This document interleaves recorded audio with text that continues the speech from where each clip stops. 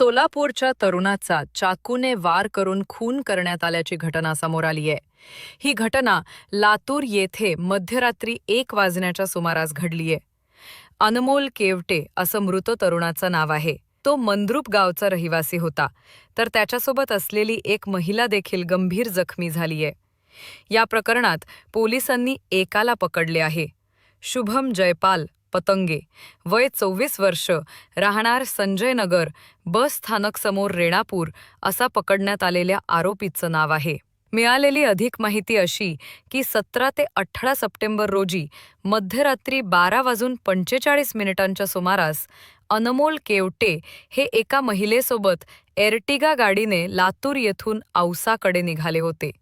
तेव्हा गाडीला कट मारण्याच्या कारणावरून क्रुझर गाडीमधून आलेल्या चौघांनी त्यांच्यासोबत भांडण केलं। त्या दोघांनी शिवीगाळ करून अनमोल सह त्या महिलेला लाथाबुक्क्याने मारहाण केली। त्यातील एकाने हातातील चाकूने अनमोल केवटे याच्या वर वार केले, तसेच त्यांना सहप्रवासी महिलेवर देखील चाकूने वार केला।